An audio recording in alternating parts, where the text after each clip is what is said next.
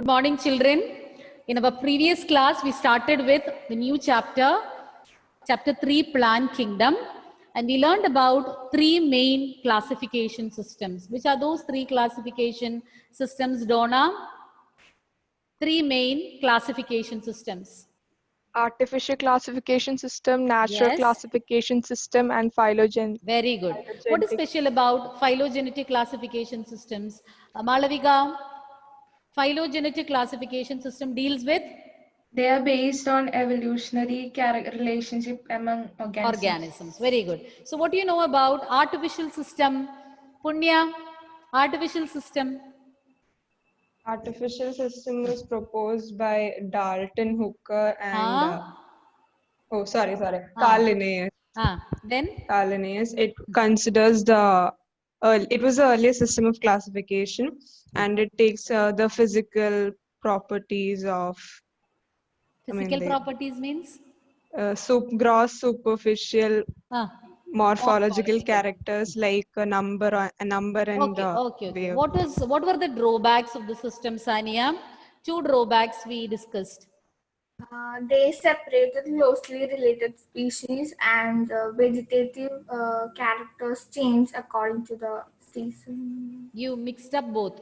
So first point is correct. They separated closely related species. Then what you said? Yes, repeat. Vegetative characters change depending on the environment.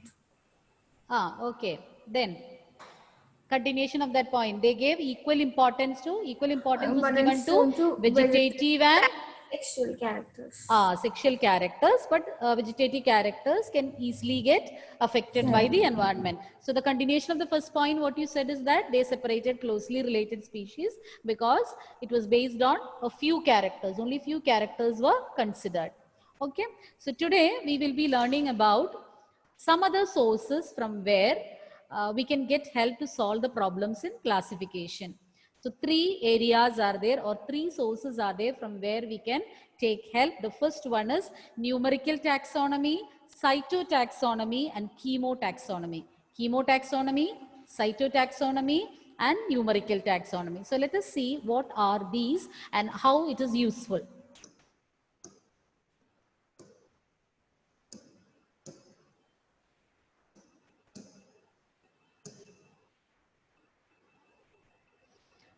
Okay, other sources to solve the problems in classification.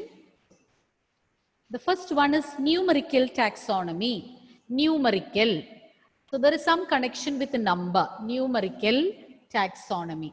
So it is based on the observable characteristics. So numerical taxonomy deals with the external characteristics, and this is carried out with the help of computers. So with computer assistance, we are carrying out numerical taxonomy. As the name suggests, why we gave it as numerical taxonomy is that certain numbers and codes, I told that this particular method is based on the observable characters. These observable characters will be assigned numbers and codes. So numbers and codes will be given to the different observable characters in plants. And then using computers, these data will be processed. And since it is not manpower, but a computer is used or an electronic device is being made use of, you can assess or you can consider hundreds of characters and can be given equal importance. So several characters can be considered at the same time, giving equal importance to them.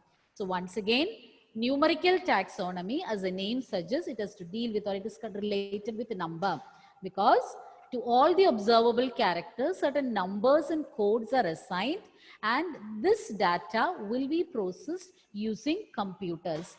And since computers are being used here, several hundreds of characters can be considered at the same time, giving equal importance to each of the character.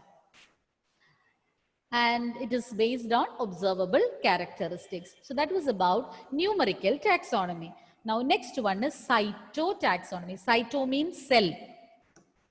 Cytology is the branch of biology which deals with the study of cells. So cyto is related to cell. So cytotaxonomy means it is based on the cytological characters, the characteristics of the cell. So there is chromosome, mainly the chromosome number.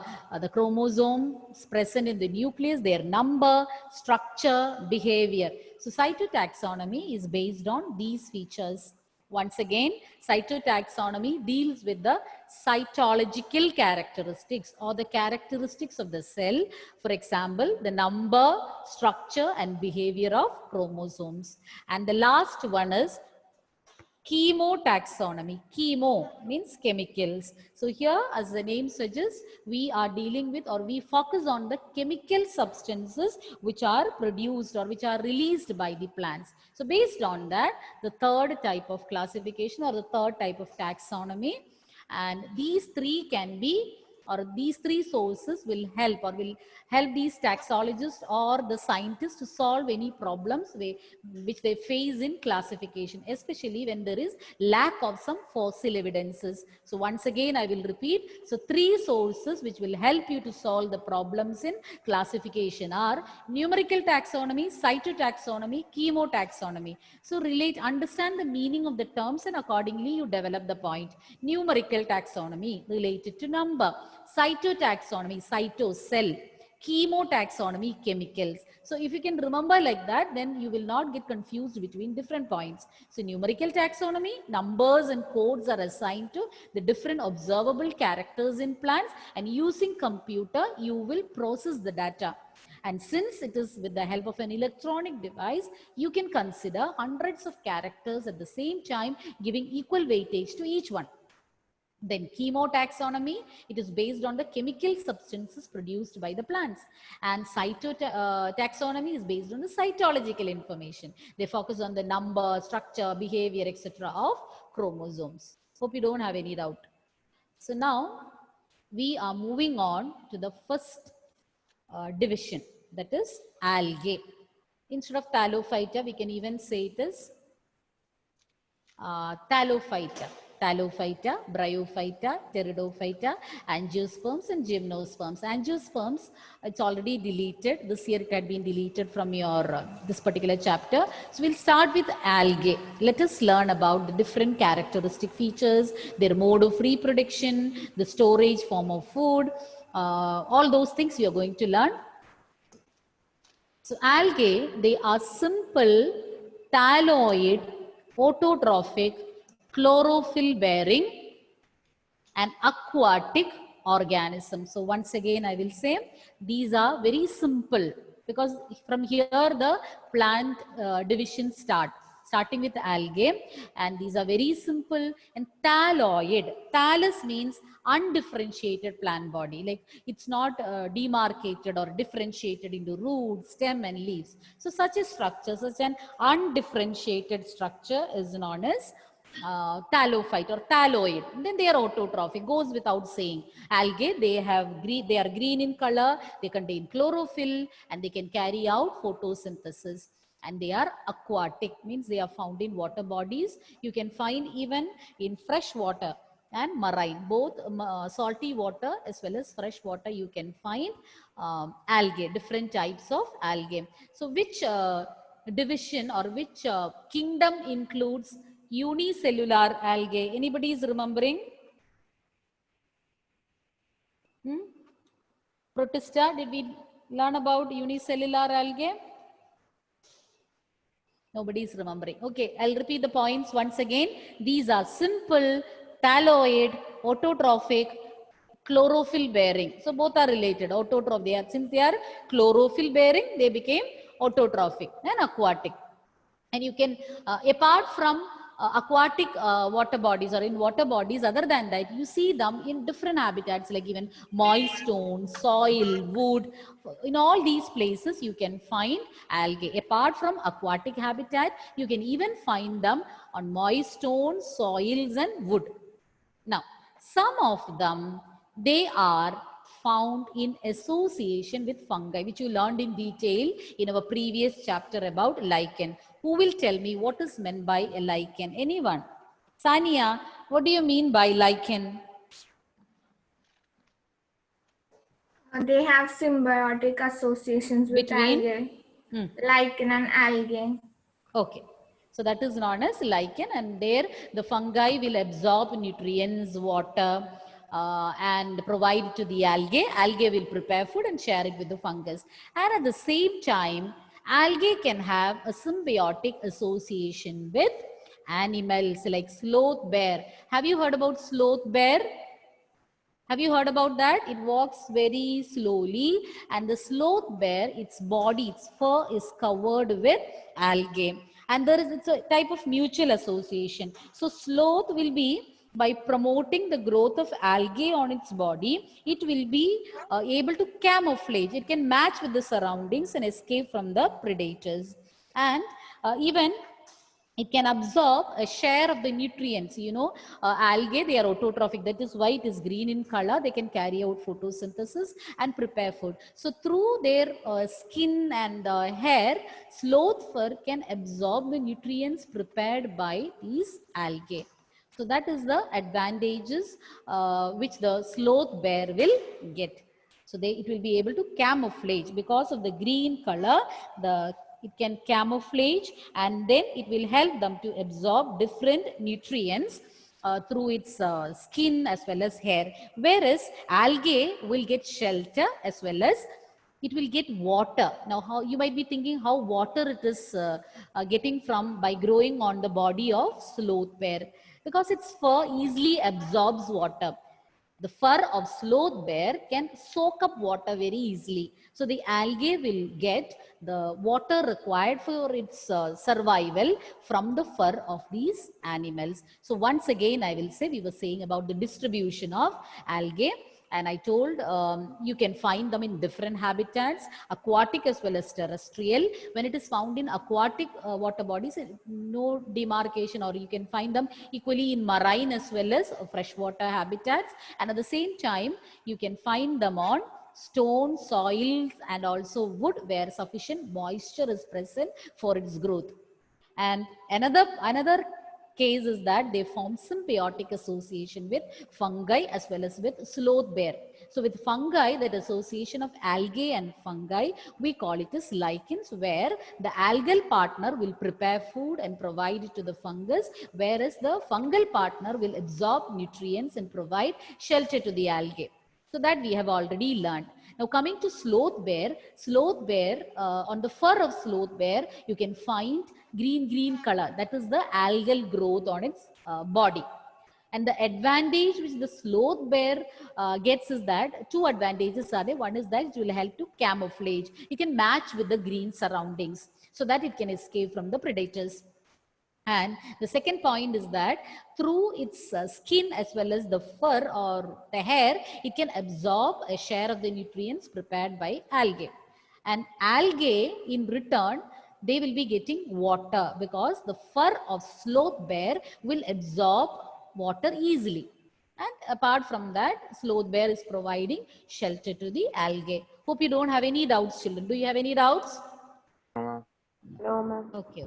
Now, their form and size, it is also, it can be different. So they come in different forms and sizes. You can find even microscopic unicellular forms like Chlamydomonas. Microscopic forms are found, example Chlamydomonas. Then there are certain forms which form colonies. They form groups. They form a colony. They multiply and they form colonies. Example, volvox. And some of them form filament, ribbon-like structure. Example, Eulothrix. You can see a filamentous structure, and Spirogyra. So you can find them in different forms and sizes. It can be microscopic, or you can see with your naked eyes. Unicellular forms are there, colonial forms are there, and even filamentous ones you can find under algal division. Now moving on to the methods of reproduction. They carry out both asexual and sexual methods of reproduction. Vegetative reproduction is also found. So they carry out vegetative reproduction, asexual reproduction, and sexual reproduction. Vegetative reproduction is by means of fragmentation. So fragmentation, fragments, what happens is the algae, once the filament, or once it is fully matured, the filament, for example, Spirogyra, it carries out fragmentation. So its filament will break up into small pieces or fragments, and from each fragment a thallus can be, a new plant body can be developed. Thallus means undifferentiated plant body. So algae as such, they have undifferentiated plant body. So first the fragments will be formed, and each fragment will be able to grow into a new alga. Now asexual reproduction, and it is by means of spores, as we discussed in the case of fungus. Asexual reproduction takes place by means of spores, and the name of the spores, zoospores. Most common type of asexual spores are zoospores, and zoospores, they are, this you already learned, they are capable. Zoospores, I think already we mentioned, they are motile, they have some locomotory structures, and they are capable of movement, and under suitable conditions they will germinate and they'll form new plants, or they'll form new algae. That was the second one. And sexual reproduction, just like in higher organisms, here the two gametes will fuse, resulting in the formation of a new organism.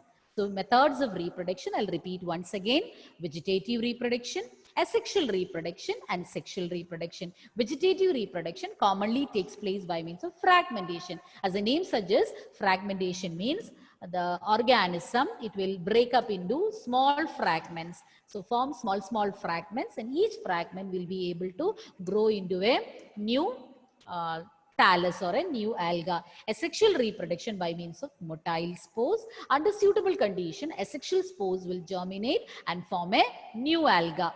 Okay, and then sexual reproduction is by means of fusion of gametes. As we discussed earlier, here also the fusion of gametes can be different types, or sexual reproduction can take place in different ways depending upon the size or external appearance of the gametes. Isogamous, we learned it. Isogamous means iso, same. So in isogamous condition, the fusing gametes will be similar in size. Isogamous, gametes will be similar. The size will be similar. They can be even flagellated or non-flagellated. The fusing gametes can have a locomotory organ, may or may not have. An example for a organism, example for an alga with flagella, for their gametes, it is Eulothrix, and Spirogyra consists of non-flagellated gametes. So the next one, anisogamous. When the fusing gametes are dissimilar in their size, you call it as anisogamous, dissimilar. And Chlamydomonas, Eudorina, these are some of the examples. Now the third one, oogamous. This is not new for you. You already learned it. Fusion between egg and a male gamete. So there is specifications for the female gamete. But the female gamete will be large and non-motile. Such a female gamete, when it fuses with smaller motile male gamete. So in anisogamous, there is no such specification that one gamete which is bigger is female or the small, nothing like that. So just they can be dissimilar in size. But when it comes to oogamous, specifications are given both for male and female gamete. Female gamete will be large in size and they'll be non-motile, not capable of movement. Whereas male gamete will be smaller in size, but they'll be capable of movement. An example for organisms or algae where oogamous reproduction takes place, volvox and fucus. You can see the picture of isogamy, anisogamy and oogamy in the figure given. Isogamy, gametes are similar. In anisogamy, both of them are dissimilar in size. Whereas oogamy, egg and sperm are fusing, where the egg is non-motile and they are large in size. Okay? Have you understood? Have you understood? Give me some general features of algae. Nia, give me some general features, any 2 points about algae. I'm not asking about methods of reproduction or anything. General features.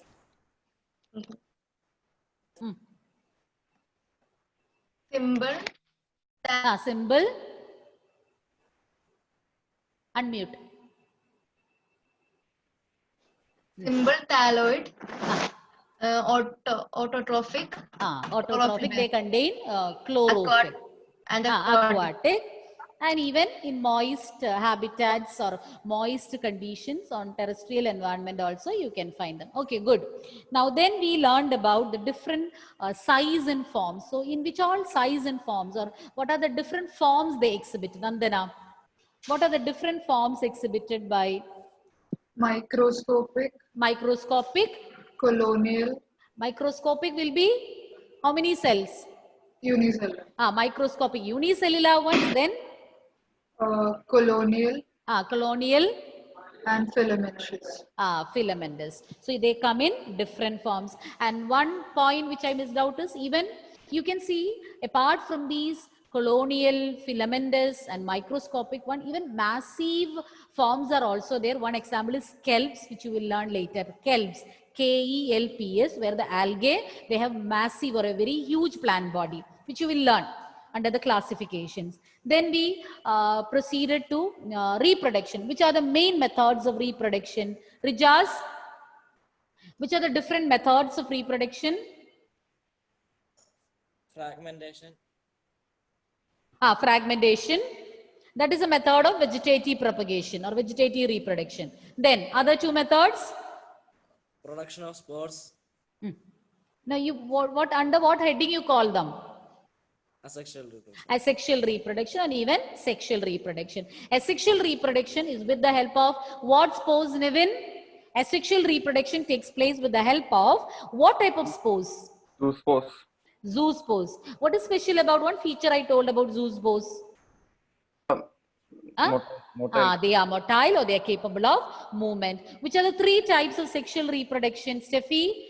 Three types, so three forms of sexual reproduction depending upon the gametes. Isogamous, Isogamous, then anisogamous, anisogamous, and and oogamous. oogamous. So I'm not asking you the explanation since it was repeat. We had already learned it. So I'll continue with the topic. Now let's see the different uses of algae. So algae, they are highly useful to us. Let us see one by one how they are useful to mankind. So starting with the first point, they fix half of the total carbon dioxide. Fixing means they are carrying out photosynthesis and preparing food, because carbon dioxide is a raw material. So that is why we say carbon dioxide fixation. So carbon dioxide fixation is same as photosynthesis. So by means of photosynthesis, half of the total carbon dioxide on the earth is fixed by algae. So they will help in increasing the productivity, or they are the organisms who carry out 50% of the photosynthesis. And once photosynthesis is carried out, you know the byproduct. Which is a byproduct of photosynthesis? Anybody can tell me? Main product, you know, it's a carbohydrate. Which is a byproduct? Anybody? Glucose. Punya, glucose is the main product. Oxygen. Along with Oxygen. yes, oxygen. Oxygen is the byproduct. So once algae, if they are in water bodies, they will release oxygen as a result of photosynthesis. So that will help in increasing the dissolved oxygen, which will be useful for the organisms surviving there. Then second one, they are primary producers. That you know, from this first point itself you understood. They are primary producers. They help in producing food, and they form the basis of the food cycles of aquatic animals. You have learned about food chain, food web, etc. So even on the terrestrial habitat, you know, all begins from producers, all begins from plants. So when we speak about the case of aquatic organisms, there in all the food cycles, you know, the producers play an important role. So they act as, or they are the primary producers. Algae, they act as primary producers. Now, the third one, about 70 species of marine algae, they are used as food items. It is used for preparing different food items. Some example, Porifera, Laminaria, Sargassum. All these are some of the marine algae which are used as food. Yes. So next one, next point is agar. Have you heard about agar? Agar. Okay. So this agar, it is obtained from Gelidium and Gracilaria. Both of them are red color algae, red algae.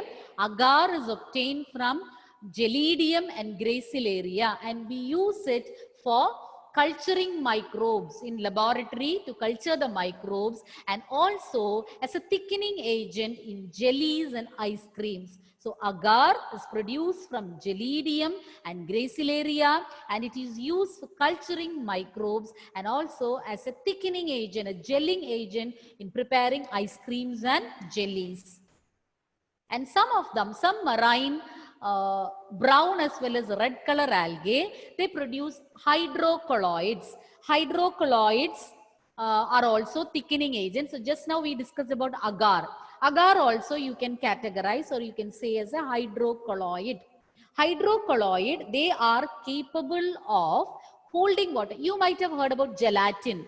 When in the preparation of jellies and all, people add gelatin. Gelatin is actually produced from animal fat, from the skin, from the bones and all of animals only we get gelatin. So a vegetarian substitute for gelatin is our these hydrocolloids prepared from algae. Agar also can be considered as an hydrocolloid. So red algae as well as brown algae, they produce hydrocolloids.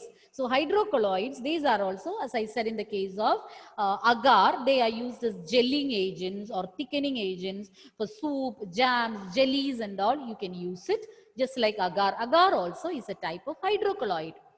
And examples for the hydrocolloids are given here. Example for a hydrocolloid obtained from brown algae is algin, and from red algae you call it as carrageen. And these are used commercially, used on a commercial scale. And the last one is protein-rich unicellular algae. 1 minute. Protein-rich unicellular algae like chlorella. They are used. I have cut spirulina because spirulina, I think in the previous textbook it was there. Now it is not there, only chlorella. Why? Because spirulina is not an algae. It's a blue-green algae, which means it is a bacteria, cyanobacteria.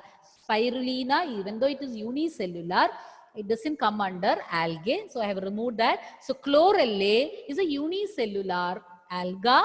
It is green alga. So based on the color also we have different types of algae, red, brown, green. So chlorella comes under green algae, and they are unicellular, and they are used by space travelers and food supplements.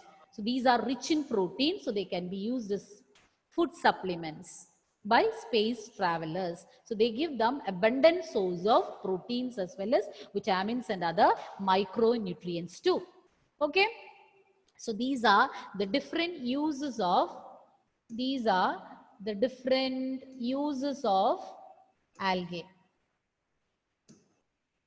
So we will repeat the points once again. The uses of algae.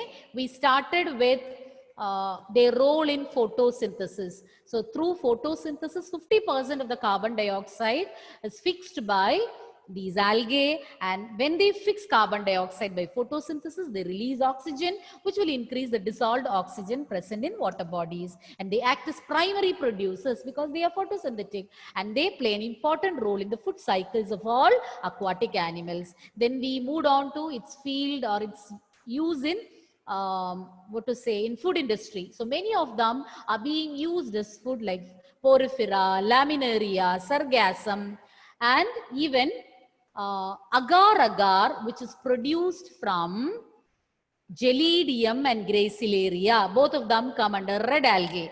That is used as a gelling or a thickening agent in ice creams and jellies, and even used to grow microbes under laboratory conditions. Then certain other marine brown and red algae, they also produce hydrocolloids or water holding substances. As I told you, hydrocolloids, just like agar, it is also a gelling agent or thickening agent. Two examples are given: algin from brown algae, carrageen from red algae. Both of them are commercially used. And the last one is, it can be used as food supplements by space travelers. One example for such a unicellular algae is chlorella. So these are the different uses of algae. Okay, the divisions of algae we will learn next class. So quickly tell me the points, the different benefits or different uses of algae. Michael, starting with you. First point. Quick. Others get ready, okay? You have 2 minutes. It's an ingredient used to make some, like, or some sweets and all that. In between you slept, Michael? I didn't tell about sweet. Which sweet? No, not sweet. I said almost 4 or 5 uses. Can't you tell one correctly? I'll come back to you. Lydia, another point. Michael, be ready. Lydia?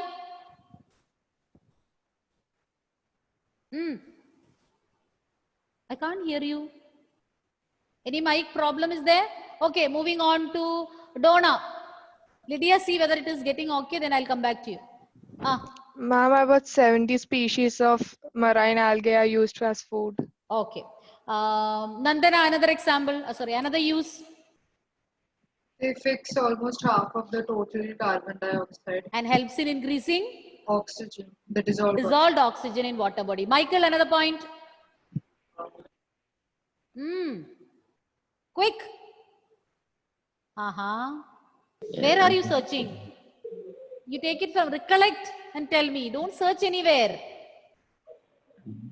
In between, I think you're going to the kitchen to drink water. Meenakshi?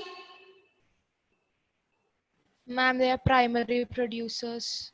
Primary producers and play an important role in the Food cycles of aquatic animals. Michael, ready? No. Wait, one more chance I'll give you. Get ready. Who will tell the next point? Gayatri? Chlorella is a unicellular algae which has high protein content. So it's used as a supplement for space travelers. By space travelers. Did we cover all the points? Fifth point we didn't cover. Fifth point. Yes, Nevin? Some marine brown and red algae produce hydrolytes. Example, algin and carrageen. Very good, very good. Brown algae and yes, good. Michael, any of these 5, one among these 5 I want you to say. Where are you checking?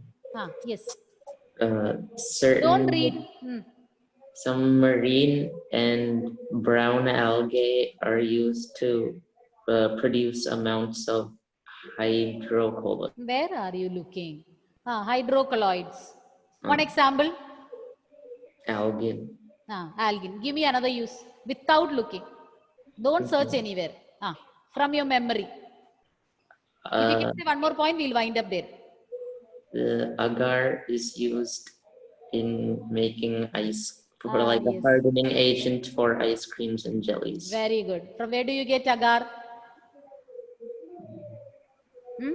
From where do you get agar? Gelidium. Gelidium and Gracilaria. Okay, be attentive. Thank you, children. I am expecting something back. Nobody is saying anything. Thank you, ma'am.